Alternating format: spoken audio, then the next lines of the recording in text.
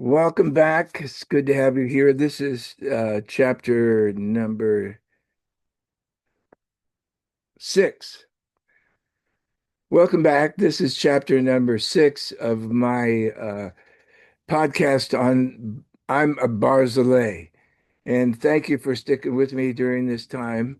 There's so much here to share and express, and I hope you'll get the book and read it too.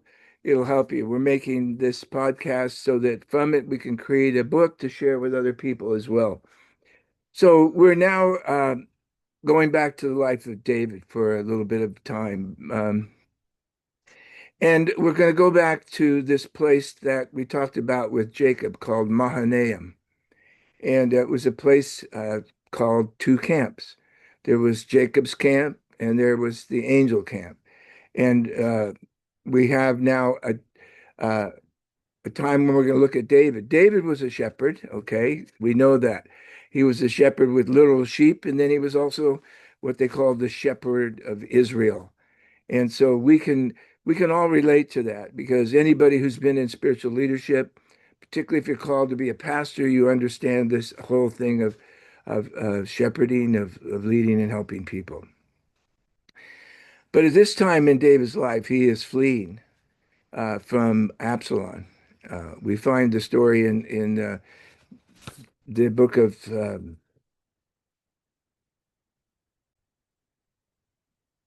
so in Second Samuel we find David fleeing from Absalom, and this is a truly crisis moment in his life.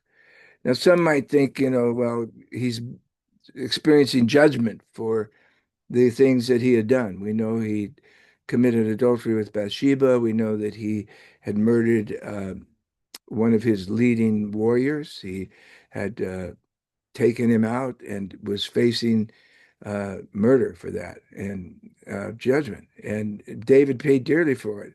But really, I see this more as a time of correction too. It's not just that he's being disciplined, not judged.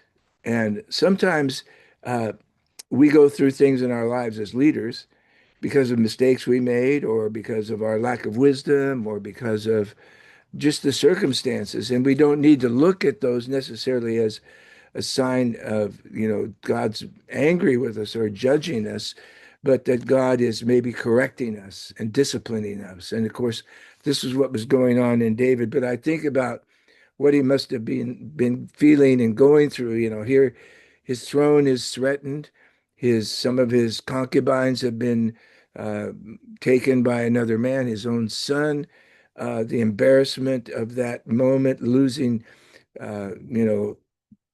respect in other people's opinions, having his best counselor decide to go and help his son. Wow, what kind of abandonment he must have felt. And as a result, he's fleeing into the wilderness, and he comes to this place called Mahanaim, two camps, and we'll talk a little bit more about that. But let me just read you what scholars say is the uh, what they say is the psalm he wrote when he was fleeing from Absalom. It says this in Psalm 3. O Lord, how many are my foes? Many are rising up against me. Many are saying of my soul, there is no salvation for him in God. But you, O Lord, are a shield about me, my glory, and the lifter of my head. I cried aloud to the Lord, and he answered me from his holy hill. Now listen to this next statement. I laid down and slept. I woke again, for the Lord sustained me. Now, what is interesting, we're going to look into the way that God sustained him, and we're going to look into the way that he literally was able to lay down and sleep. Now, if you're a pastor or a spiritual leader, it's quite possible that you've had times of betrayal in your own life. Maybe not as radical as what David was going through. And maybe because you made a mistake, or you were foolish, or you did not perform the way you had hoped to in a situation. but you're going through a time of betrayal. You know, when we started pastoring in San Diego nearly 40 years ago, it was an exciting time. And we saw a church we started in a home with four people grow to almost 600. And we made an impact on our community in many ways. But, this happened to me three times. We had people that decided that they did not want to sit under my leadership anymore, and they wanted to go out and start their own church. One right across the street from our church campus. Uh, and we prayed for them, we blessed them, but it was, it struck deep in my heart. It was a painful experience. And all three of those churches failed. One was very clearly a kind of attack on my leadership, and twice. And yet each time, as much as we tried to handle it, it was painful. It was difficult to go through that experience. And again, those churches failed. And I kind of experienced some of what, you know, David might have gone through as he's fleeing.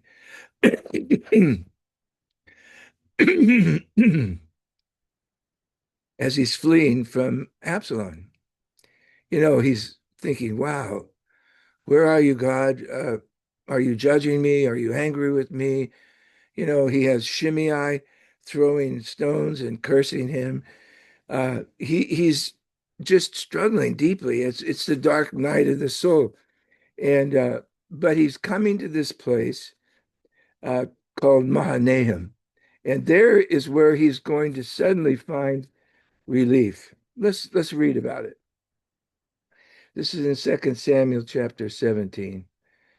When David came to Mahanaim, Shobi the son of Nahash from Rahabah, the Ammonite, and Maker the son of Amiels from Lodabar, and Barzillai the Gileadite from Majellim brought beds, basins, the earthen vessels, wheat, barley, flour, parched grain, beans and lentils, honey and curds, and sheep and cheese from the herd, for David and the people with him to eat, for they said, the people are hungry and weary and thirsty in the wilderness.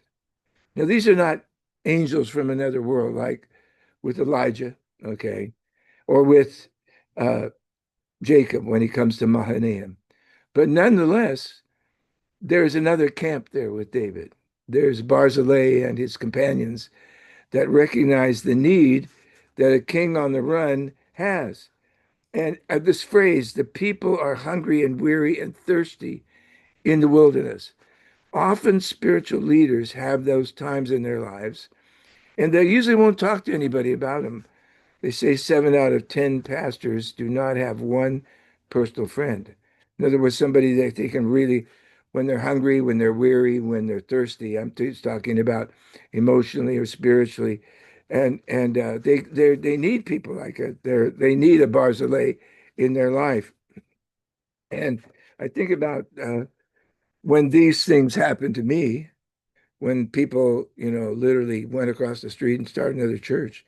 I'm thankful for the fact that there were Barzillais there, faithful people, whether it be elders in the church or just congregants that cared, believed in me, supported me, continued to be there to help me uh, at that time in my life. I also think of another time in my life when we came to San Diego. We had left one ministry. Literally, the funds ran out. Wonderful ministry, but they ran out of funds. So we found ourselves in San Diego. That's another story. We had no had just maybe a few dollars left over from a severance pay. One speaking engagement in China that was 6 months off, and we didn't know where we were going to go and what to do. And we found a place to live, and then it was an amazing thing happened. One of my dearest friends, Gaylord Enns, who we'd worked in the ministry years before, showed up with a check and then another check, and that was sustained us for a period of time. It was awesome. And then also during that time, I found friends who would have me come and preach for them. And I remember one dear pastor, Jim Morocco, in Hawaii. I'm preaching for him. And you know what he said? He said, Bob, you need to go back to San Diego and pioneer a church. And can I tell you something? That was like a meal. That was like Barzillai bringing to me something. And sure enough, it was confirmation. And we went back and we began a church that I grew and prospered and did very well. And you can, a lot of times what we're going through as spiritual leaders is not necessarily because some mistake we've made. It's just the weariness, the thirstiness, the spiritual dryness that comes from constantly giving out and supporting other people. And that's when we need, you know, people like a Barzillai to come there and refresh us. It can be over a meal, over a cup of coffee. They just listen. They let us share. I can't tell you how many times being able just to talk to people about what I'm going through and how that helped me during that season. And that's what a Barzillai does. But I love what he did, what Barzillai did. It said he brought beds. And if you remember, David said he laid down and he slept. Well, what did he sleep on? He slept on that bed that was brought by Barzillai and the others. And his companions also had a place, not just like Jacob slept on putting his head on the stone. They had serious beds to sleep on. I think about in my own life, my friend Gaylord, he had been praying for me, witnessing to me, and then I became a Christian. And had been in a hippie commune and I needed to get out of there. It was a dark place. And I found myself sleeping on his couch he had a place they were staying. They were all college students, four of them. And I was on their couch, but it was in a matter of a month after that he moved out to help another young man that had come to Christ. And he gave me his bed, which was literally, I mean, I got a bed and one of the other guys in there gave up a job he had. He was moving on to something else and I got a job. And it was just what I needed to sustain me at that time in my life. And the thing about my dear friend Gaylord and what how he came to my help at that time because he also the amazing thing he also did was years later when the fire raged through Paradise, California, and I'm sure he doesn't wouldn't want me. I mean, wouldn't mind me telling this story, but it's not something he would post about. But literally, people were homeless. Hundreds, if not thousands of people were homeless. And you know what? He and his wife opened up their home and provided a bed and a room and a place for those that were in disaster. He is a true Barzillai to help, people in need, spiritual leaders.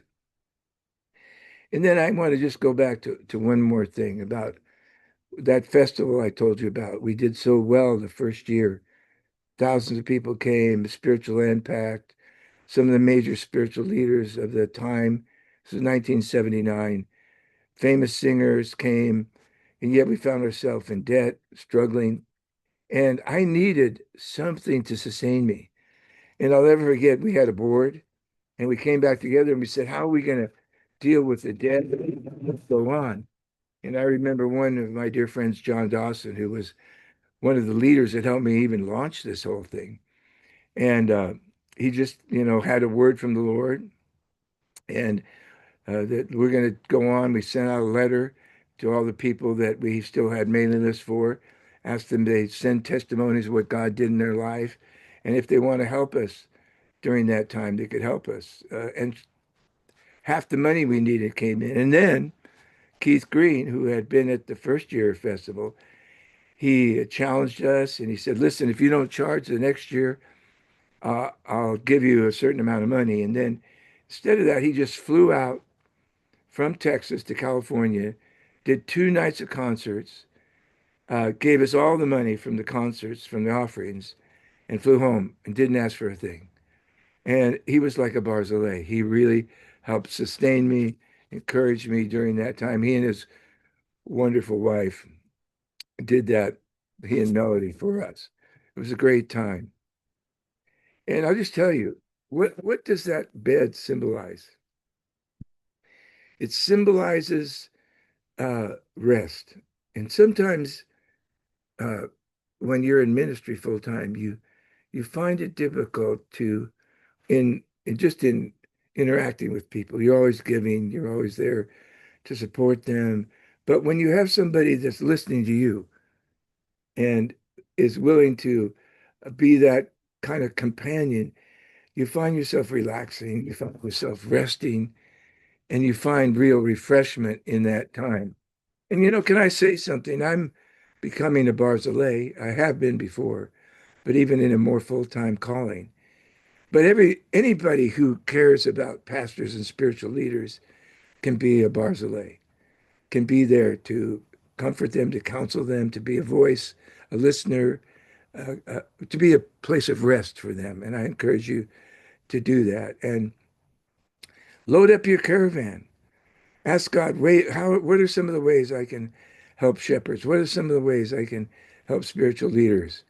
Buy them a meal, provide a vacation for them, do something just to let them know that they have somebody there that's got their back.